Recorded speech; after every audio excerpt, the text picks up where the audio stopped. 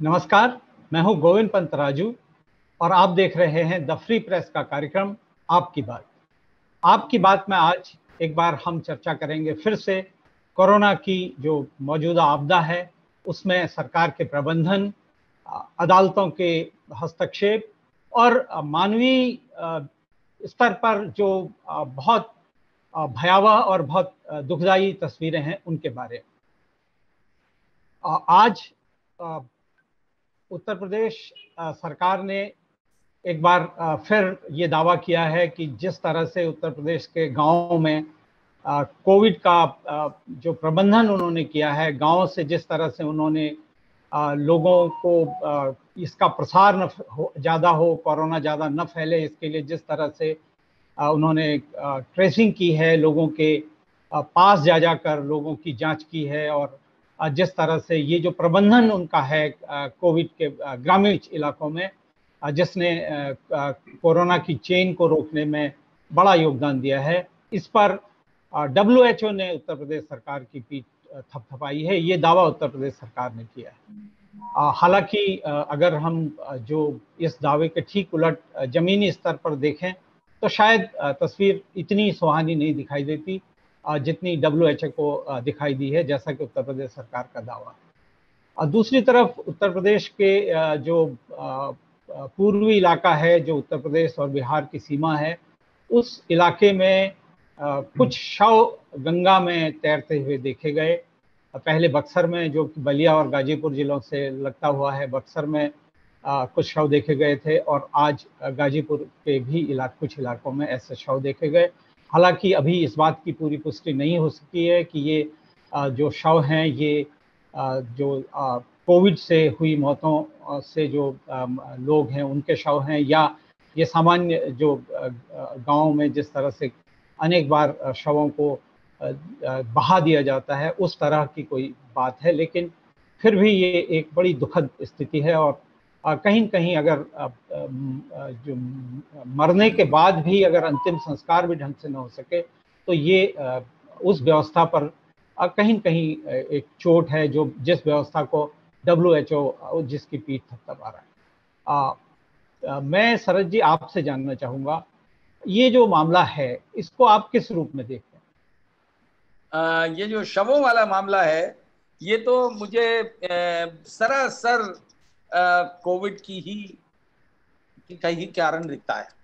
क्योंकि ये इसको मानना कि रूटीन में जिस तरीके से कई बार लोग, ये ठीक बस सच बात है कि तमाम जगह गरीबी के कारण लोग जो अंतिम संस्कार नहीं कर पाते हैं, लकड़ी का पैसा नहीं खर्च कर सकते, शमशान घाट का पैसा नहीं खर्च कर सकते, वो शवों को जल प्रवाह कर देते हैं। और बनारस और उसके आसपास एक प्रथा चली आ रही है वैसे भी कि आधी जले हुए शव वो प्रवाह कर देते हैं। ये आम प्रैक्टिस है वहां पे। लेकिन आज की डेट में 20-25 शव इकट्ठे देखे जाएं, और वो आधे जले हुए शव नहीं हैं उनमें से कोई भी, जो अभी तक जानकारी आई है, तो उससे बड़ा स्पष्ट है कि ये एक तो इतने सारे शव रूटीन में हो नहीं सकते। वो गांव में एक आध कभी हो जाते हैं, 2 हो गए, 4 हो गए, इससे ज्यादा कभी नहीं देखे गए हैं इतिहास में। बक्सर से हमारी लोगों की बात हुई जहां पे ये शव देखे गए थे, तो उनका भी स्पष्ट मानना है कि आसपास के गांव में, वहां के अधिकारियों ने भी चेक कर लिया है, वहां के ये शव नहीं है। तो इसमें कोई इसमें मुझे समझ नहीं आता कि सरकारों को इसको छुपाने की या इसके ऊपर पर्दा डालने की क्या जरूरत पड़ रही है। अरे भाई, सबको मालूम है कि कोविड के कारण गांव में स्थिति भयावह होती जा रही है, और लोग जो हैं मर रहे हैं, बिना इलाज के मर रहे हैं, बिना टेस्ट के मर रहे हैं। तो यदि उसमें इस प्रकार के तमाम लोग होंगे, जब आज रोटी खाने के लिए पैसा नहीं है आदमी के पास, तो शव जलाने के लिए बेचारा कहां से लाएगा साधन। तो उसने जल प्रवाह कर दिया, और जितना भी है क्योंकि यूपी अपस्ट्रीम में आता है, बनारस या उसके पास से अगर आप कोई चीज डालेंगे तो वो फ्लो करती हुई बक्सर होते हुए तो आगे बढ़ेगी। तो गाजीपुर है, उसके बाद ये पटना आ जाता है, ये बिहार आ जाता है। फिर आगे जाके बंगाल। तो जहां तक ये बॉडीज हैं इस तरीके की देखी जा रही, तो इससे एक मैसेज क्लियर कट जाता है कि हाँ, लोग जगह जगह गांव गांव में इस तरह के इंसिडेंट्स हो रहे हैं कि लोग कोविड के कारण भगवान को प्यारे हो रहे हैं और उनके पास क्योंकि कोई साधन नहीं है। ये बड़ा क्लियर कट असेसमेंट है, इसमें मुझे नहीं लगता कि किसी प्रकार का कोई इसको इसको समझा जाए कि किसी पर दोष लगाया जा रहा है, तो ये बड़ी गलत धारणा है। मेरा मेरा ये मानना है कि इस तरह की चीजें ये हो रही होंगी, इसको एक्सेप्ट करना चाहिए। सबसे बड़ी समस्या सरकारों के साथ ये है, और खासतौर से उत्तर प्रदेश सरकार की, कि डिनायल मोड में चले जाते हैं कि नहीं, कोई भी चीज, अरे भाई अच्छा बुरा सब होता है, उसको एक्सेप्ट करिए। अगर आप एक्सेप्ट नहीं करेंगे तो उससे डील कैसे करेंगे? अब आज ये जो आपने बताया इसके अतिरिक्त कि WHO ने बड़ी तारीफ करी, हमने देखा है पिछले साल भी कोविड-1 में जब सबसे पहले वर्ल्ड बैंक की, वर्ल्ड हेल्थ ऑर्गेनाइजेशन से उत्तर प्रदेश सरकार की वाह वाह हुई थी। तो अब आजकल वाह वाह करने के जो की व्यवस्था जो है वो हमें आपको सबको मालूम है किस तरह वाह वाह करवाई जाती है। तो अभी से कह देना कि बहुत अच्छी व्यवस्था है गांव की, इससे ज्यादा हास्यास्पद बात नहीं हो सकती। मेरे ख्याल से हास्यास्पद है। अभी सेकेंड वेव की शुरुआत हुई है गांव में, ग्रामीण क्षेत्र में अब बढ़ना शुरू हुआ है, और आप अभी से कह दें कि साहब बड़ी बड़ी व्यवस्था है। सबको मालूम है, जग जाहिर है, और सरकार के आप किसी भी बड़े अधिकारी से बात कर लीजिए, आपको ऑन ऑफ द रिकॉर्ड यही बताएगा कि हाँ भाई सही बात है। जब शहरों में, बड़े बड़े शहरों में RT-PCR की व्यवस्था नहीं है, तो कहाँ से CHCs और PHCs में आप इमेजिन भी कर सकते हैं कि होगी? उसको कहना कि साहब बहुत बढ़िया है, इससे सिर्फ यही जाहिर होता है कि फिर से वही हो रहा है जो गलती मुझे दिखती है किसी भी प्रशासन के लिए, कि अपनी पीठ थपथपाने में अपने मुंह मियां मिट्ठू हो जाए। वही फिर हो रहा है, शुरुआत WHO से हुई है।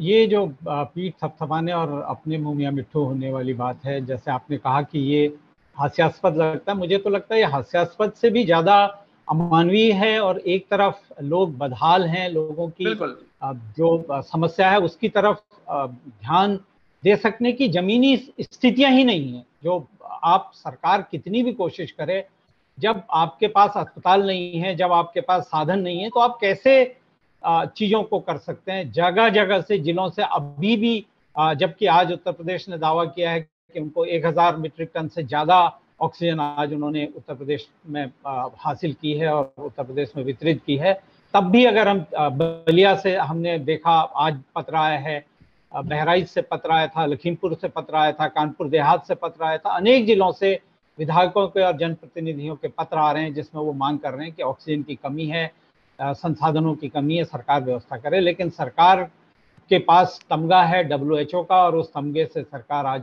बिल्कुल आत्ममुग्ध है, और आत्ममुग्धता का जो दौर है वो शायद अभी और आने वाले दिनों में चलेगा। क्योंकि आज जिस तरह से इसको प्रचारित किया गया, अब WHO ने तारीफ भी कर दी थी, तो शायद उत्तर प्रदेश सरकार ने जितनी जल्दी उसको प्रचारित करने में की है, उससे लगता है कि सारा आत्म प्रशंसा और आत्ममुग्धता का मामला है, जमीनी हकीकत से उसका कोई लेना देना नहीं। एक इसी तरह की प्रशंसा आज उत्तर प्रदेश में कोविड मैनेजमेंट को लेकर केंद्रीय रक्षा मंत्री और लखनऊ के सांसद राजनाथ सिंह ने भी की। वो आज लखनऊ आए थे। लखनऊ में उन्होंने एक HAL ने हज हाउस में एक 225 बेड का बहुत आधुनिक किस्म का कोरोना हॉस्पिटल बनाया है, उसको उन्होंने देखा, उसका लोकार्पण हुआ। और उसके बाद वो जो अटल जी के नाम पर DRDO की तरफ से जो बनवाया गया है, जो रक्षा मंत्रालय की ही एक तरह से देन है, वहाँ भी वो गए और मुख्यमंत्री उनकी अगवानी के लिए एयरपोर्ट पे थे। और राजनाथ सिंह ने अपने संबोधन में कहा कि उत्तर प्रदेश की सरकार गजब का काम कर रही है, कोरोना को लेकर जैसा काम उन्होंने किया है ऐसा कहीं देखा नहीं गया। और इस काम के लिए उत्तर प्रदेश की सरकार के लिए की तारीफ उन्होंने भी की, और कहा कि केंद्र की सरकार भी उनकी तारीफ करती। तो अगर सिर्फ तारीफों से काम चल जाने वाला होता तो शायद स्थितियां बहुत बेहतर होती, लेकिन जमीन में चीजें कुछ और दिखती हैं। अतुल जी, आप को क्या लगता है जो गांवों की स्थिति इस वक्त है और जो WHO के इशारे पर या WHO की बात को लेकर उत्तर प्रदेश सरकार जिस तरह की बात कर रही है, इन दोनों में कितना कहाँ गैप दिखता है आपको? क्या ये बिल्कुल उसी सही अनुपात है कि जब देखिए, आप ये जो WHO की तारीफ है या राजनाथ सिंह जी ने जो तारीफ करी है, इसको आप जो विधायकों ने चिट्ठियां लिखी हैं उसके परिप्रेक्ष्य में देखिए।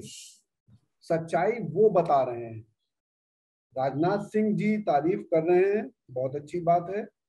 शायद एक तरह का वो राजनीतिक प्रोटोकॉल भी है, आकर के वो बुराई तो नहीं कर सकते हैं किसी चीज की, लेकिन जो विधायक हैं उसमें से जिसने चिट्ठी लिखी थी, एक तो बेचारा मर भी गए हो, जो दिखा रहे हैं आईना, वो गंभीर स्थिति के तरफ इशारा कर रहे हैं।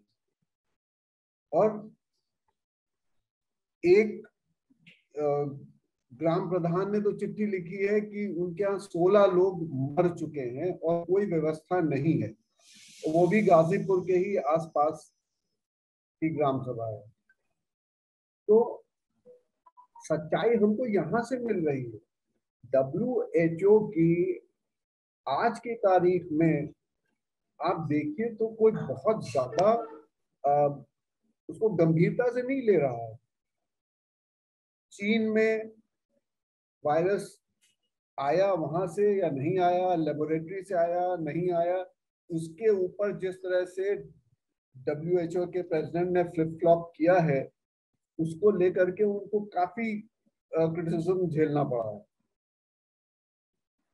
अगर वहां से एक चिट्ठी और आ गई तो सरकार के लिए तो इस समय वो एक तमगा है। जितनी भी उनको शिकायतें झेलनी पड़ी हैं शहरों में अव्यवस्था की,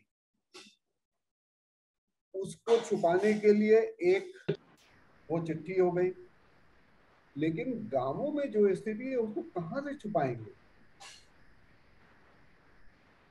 विदेशी चैनलों ने भी दिखा दिया कि आपके गांवों में क्या व्यवस्था है। आपके पास टेस्टिंग की पूरी व्यवस्था ही नहीं है कि आप गांव वालों का टेस्ट कर सकें। आपने अभी भेजा है और वो भी कितना ईमानदारी से वहां टेस्ट होगा पता नहीं। जब शहरों में ये एलिगेशन लगा है जिला प्रशासनों के ऊपर, ये आक्षेप लगा हुआ है कि उन्होंने जबरदस्ती, जहां 40% पॉजिटिविटी रेट निकल रहा था पैथोलॉजी, प्राइवेट पैथोलॉजी के टेस्ट में, उसको जबरदस्ती 6% करवाया। ये आक्षेप कितना सही है नहीं मालूम, लेकिन ये इस आक्षेप को लेकर के बहुत चर्चाएं हैं लखनऊ जैसे शहर में। तो हम कैसे मान लें कि गांव में काम बहुत ईमानदारी से हो रहा है? सरकार को देखिए, बहुत सीधी सी बात है, चुनाव आ रहे हैं, पंचायत चुनाव के परिणाम अच्छे नहीं रहे हैं, सरकार को ये दिखाना है कि वो बहुत अच्छा काम कर रही है कोरोना के मामले में, उसको रोकने में। शहरों में केसेस कम हो गए और सब संभल गया। लोग भूल गए कि कितनी लाशें पड़ी रहती थी जलने के लिए। अब गांवों में जब वो शव फेंके जा रहे हैं जहां पर, क्योंकि वहां पर आप ट्रीटमेंट मिलने की नौबत भी नहीं आ रही है ना, आपके पास इतना भी साधन नहीं है कि आप किस अस्पताल में कहाँ ले जाएंगे, बेड आपको कहाँ मिलेगा। अगर गाजीपुर का ही हम ले लें तो क्या BHU में, एम्स में इतने बेड्स हैं, या कोई और अस्पताल ऐसा है जहां पर इतने बेड्स हैं कि वो लोगों को देख लेंगे, सब व्यवस्था हो जाएगी पूरी, ICU, ऑक्सीजन सब। तो जब हमारे पास वो व्यवस्था ही नहीं है तो हम, सरकार को तमगा मिल जाए, सरकार कहे कि हाँ ये हमने बहुत अच्छा मैनेज किया है, लेकिन लोग समझ रहे हैं इस बात को कि कैसे सब कुछ अच्छा हो रहा है। लोग समझ रहे हैं, बल्कि मुझे तो लगता है समझने से ज्यादा लोग झेल रहे हैं, क्योंकि जो रिसीविंग एंड पर जो आदमी है, गांव में जिस आदमी को अगर बुखार आता है और उसके पास कोई समाधान नहीं है, गांव का जो झोला छाप डॉक्टर है वो एक आध गोली दे दे, उससे एक आध दिन बुखार रुक जाए और अंततः स्थिति बिगड़े और उसकी मौत हो जाए, तो गांव वाले के पास तो ये कहने को भी, ये आरोप लगाने की भी स्थिति नहीं है कि कोरोना से मौत हुई। उसने तो मान लिया बुखार आया था, मर गए, ऊपर वाले की ये इच्छा थी, इससे ज्यादा वो कुछ नहीं। लेकिन अगर गांव में एकाएक 10 मौतें किसी गांव में होती हैं, किसी गांव में 5 मौतें हो जाती हैं, किसी गांव में ज्यादा संख्या में मौतें होती हैं, तो निश्चित तौर पर ग्रामीण भी इतना तो समझदार है कि वो ये मान लेगा, वो इस भुलावे में नहीं रहेगा कि WHO ने उत्तर प्रदेश सरकार की तारीफ की थी तो सब कुछ बहुत अच्छा है। वो अपनी जमीनी हकीकत देख के उसका जो रिएक्शन है वो वैसा ही होगा, और सरकार को कम से कम वो WHO का तमगा अपने गले में लटका ले, उसमें किसी को आपत्ति नहीं, लेकिन वो जमीन में भी चीजों को ठीक करने के लिए प्रयास करे। उन प्रयासों में भी उतनी ही गंभीरता हो जितनी WHO की प्रशस्ति को प्रचारित करने में होती है। तो शायद अगर ऐसी इस तरफ सरकार कोशिश करेगी तो शायद चीजें थोड़ा ठीक हो सकेंगी। एक दूसरा बदलाव आज उत्तर प्रदेश में हुआ है। उत्तर प्रदेश सरकार ने शराब के जो लॉबी है उसके दबाव में, क्योंकि उन्होंने पत्र लिखा था और कहा था कि जो लॉकडाउन है, जो आंशिक लॉकडाउन है, उसमें शराब को खोलने की अनुमति दी जाए। तो आज से उत्तर प्रदेश सरकार ने एक तरह से शराब को जिलाधिकारी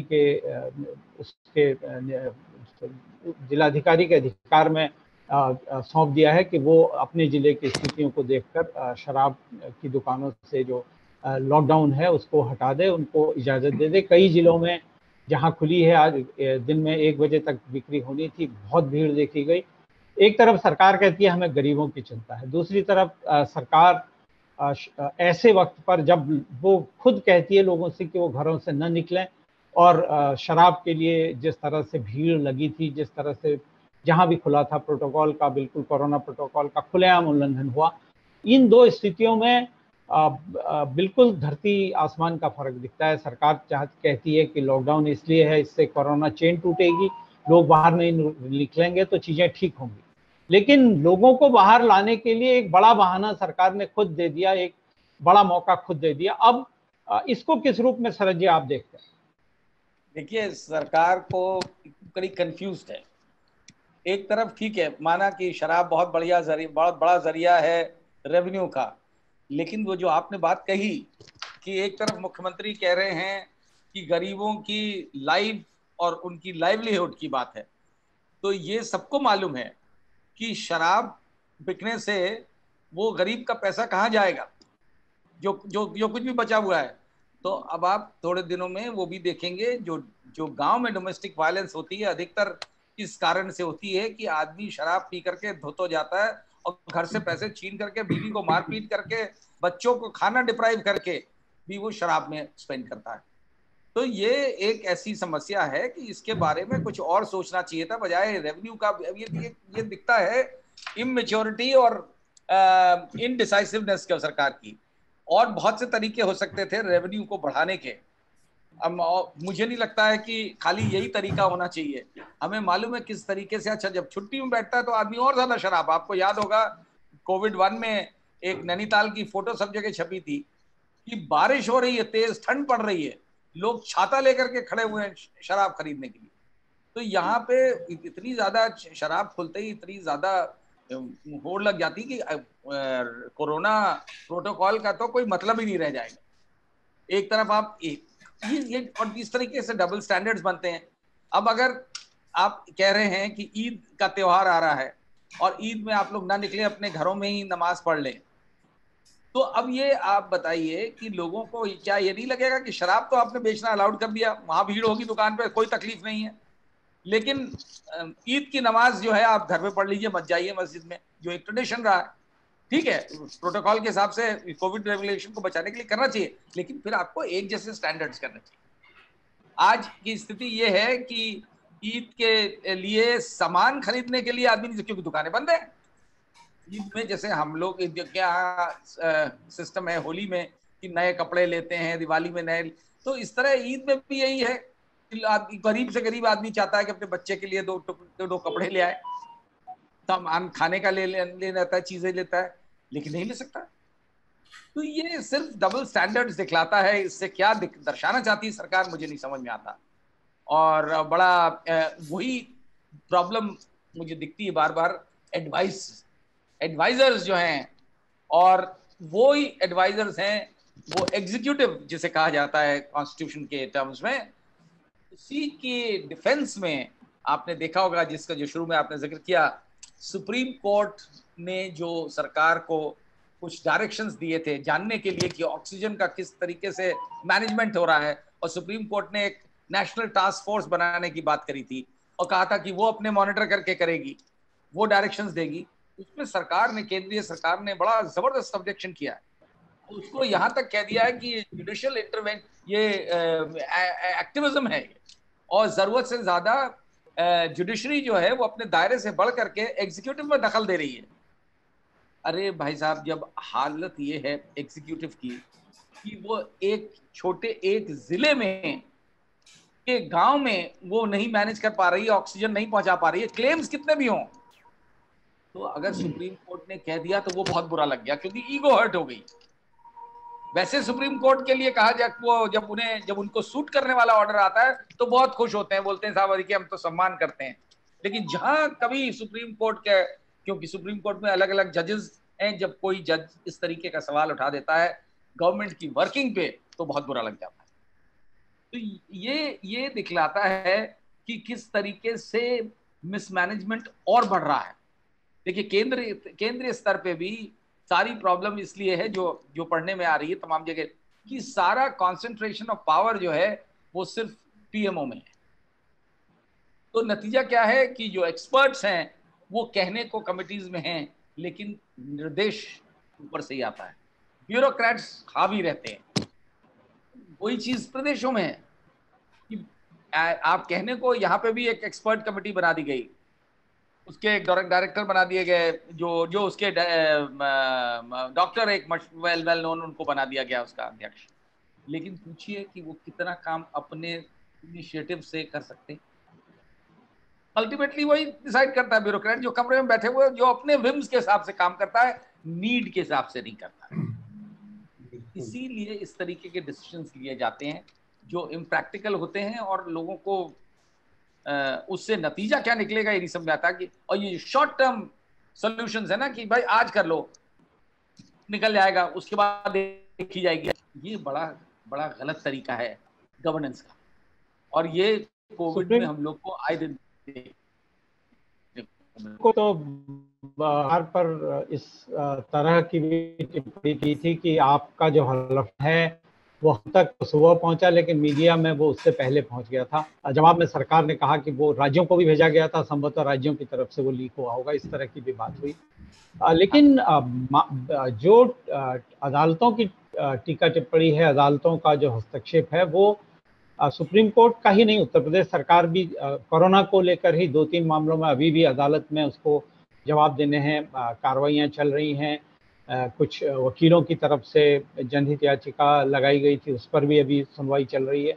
ऐसे ही उत्तराखंड में आज उत्तराखंड सरकार को नैनीताल हाईकोर्ट ने बहुत बुरी तरह से लताड़ लगाई, कोविड के प्रबंधन को लेकर, अस्पतालों में की बदइंतजामी को लेकर। जो सरकार का जवाब था राज्य सरकार का, उससे अदालत बिल्कुल भी संतुष्ट नहीं थी और सरकार को उसने बहुत बुरी तरह लताड़ लगाई। उत्तराखंड में आज स्थिति अदालत की तरफ से सरकार को एक फटकार तो लगी ही, लेकिन उत्तराखंड के तमाम 25 से ज़्यादा जन संगठनों और सारी प्रमुख विपक्षी राजनीतिक पार्टियों ने, कांग्रेस को छोड़कर सारी इन लोगों ने आज एक अपने अपने घर पर रहकर सरकार के खिलाफ एक आवाज बुलंद की। पोस्टर और तख्तियों के जरिए, अपने अपने घर से तस्वीरों के जरिए उन्होंने सरकार के पास मैसेज भेजा कि इस वक्त राज्य को गरीबों की चिंता करनी चाहिए, राज्य में जो गरीब लोग हैं उनकी रोजी रोटी की चिंता करनी चाहिए। वो बिल्कुल उनकी तरफ ध्यान नहीं दिया गया है। 1 लाख से ज़्यादा प्रवासी उत्तराखंड में इस बीच बेरोजगार होकर पहुंचे हैं, उनकी कोई सुनवाई नहीं है। बहुत बड़ी संख्या में लगभग 2-2.5 लाख जो मजदूर हैं उत्तराखंड में, वो एक तरह से दाने दाने को मोहताज इस वक्त हो रहे हैं, लेकिन सुनवाई नहीं हो रही है। और जनता के तमाम संगठनों ने आज मांग की कि उनको कम से कम 6,000 रुपये प्रति माह की मदद दी जाए, ताकि लोग अपनी जीविका का ठीक से भरण पोषण कर सकें, जिंदा रह सकें। इसी तरह की बात कुछ जो बड़े व्यावसायिक संगठन हैं, जो इंडस्ट्री से जुड़ी बड़ी संस्थाएं हैं, बड़े संगठन हैं, उनकी तरफ से भी केंद्र सरकार को कहा गया है कि वो कम से कम लोगों को 5,000 रुपये प्रति माह की मदद उनके खातों तक पहुंचाए, उनकी जेब तक पहुंचाए, तभी अर्थव्यवस्था को थोड़ा इसमें जान आ सकती है। उत्तर प्रदेश की अगर हम बात करें, अतुल जी, सरकार का दावा है वो बहुत बड़े पैमाने पे गेहूं की खरीद कर रही है। तमाम आंकड़ों के हिसाब से जो इन्वेस्टमेंट है, जो उत्तर प्रदेश सरकार की कोशिश है, तमाम औद्योगिक घरानों का इन्वेस्टमेंट उत्तर प्रदेश में बढ़ रहा है, लेकिन एक तरफ वो अपने राजस्व को लेकर या शराब लॉबी के दबाव में कोविड प्रोटोकॉल के को दरकिनार करके शराब की दुकानों को खोल देती है। आपको क्या लगता है, उत्तर प्रदेश सरकार को इस वक्त किस तरह के आर्थिक प्रबंधन की जरूरत है, क्या आम आदमी के लिए? क्योंकि वो सुप्रीम कोर्ट में कह चुकी है कि हमको सबसे बड़ी चिंता गरीबों की है, तो गरीबों की चिंता के लिए अब क्या उत्तर प्रदेश सरकार को करना चाहिए? गोविंद, अगर आपको याद हो तो पहले लॉकडाउन में भी उत्तर प्रदेश सरकार ने सबसे पहले शराब की दुकानें खोली थी, और उस बार भी वहां की स्थिति वही थी जो इस बार हमको देखने को मिली है कि 1 घंटे में वहां पर सारी शराब खत्म हो गई और दुकानें बंद करनी पड़ गई। तो अब राज्य सरकार का जो सोचना है वो ये है कि हमको रेवेन्यू मिलेगा, अगर हमको रेवेन्यू मिलेगा तभी हम गरीबों को फायदा पहुंचा पाएंगे। इन्वेस्टमेंट जितना आना था वो अभी आया नहीं है, और आप अभी कोशिश में लगे हुए हैं कि सब कुछ हो, क्योंकि ये पूरा माहौल ऐसा है, आप नौकरियां किसी को दे नहीं पा रहे। तो गरीब आदमी जो है उसके पास तो पैसा वैसे भी नहीं है, और आप नौकरियां भी नहीं दे पा रहे हैं उसको। पिछली बार तो आपने उनको मनरेगा में लगा दिया था, अभी इस बार उसकी कोई चर्चा नहीं हो रही है। एमएसएमईज का क्या हाल है, अभी उसकी भी कोई चर्चा नहीं हो रही है। लोन पर मोरेटोरियम जो है वो कितना होगा, आगे बढ़ाया जाएगा या नहीं बढ़ाया जाएगा, अभी उसके ऊपर भी कोई चर्चा नहीं हो रही है। तो गरीब तो बहुत अच्छी स्थिति में नहीं है। और रही बात ईद की, तो हम मौलाना खालिद रशीद फरंगी महली का देख रहे थे बयान है, जिसमें उन्होंने कहा है कि आप इस बार ईद में नए कपड़े खरीदने मत जाएं, जो कपड़े हैं आप उन्हीं कपड़ों में सादगी से ईद मना लें घर में, बाहर दोस्तों में जा करके बैठ करके वो ना करिए, ईद ना मनाइए। तो वो तो देखिए उन लोगों ने अपनी तरफ से ये कर लिया है, लेकिन हम लोग अब ये मान के चल रहे हैं कि शहरों में स्थिति सुधर गई है तो अब हम शराब की दुकानें खोल दें, उससे वहां पर बढ़ेगा नहीं कुछ। जबकि ऐसी कोई स्टडी नहीं है कि इस मौके पर भी जब केसेस कम हो रहे हैं तो वायरस के फैलने की आशंका खत्म हो गई। बिल्कुल, यही सबसे बड़ी एक तरह की चिंता है, यही सबसे बड़ी समस्या है कि सरकार जो कदम उठाती है वो बात तो बहुत बड़ी करती है, लेकिन वो कदम उस दिशा में उठे नहीं दिखते जिस दिशा में उनको होना चाहिए।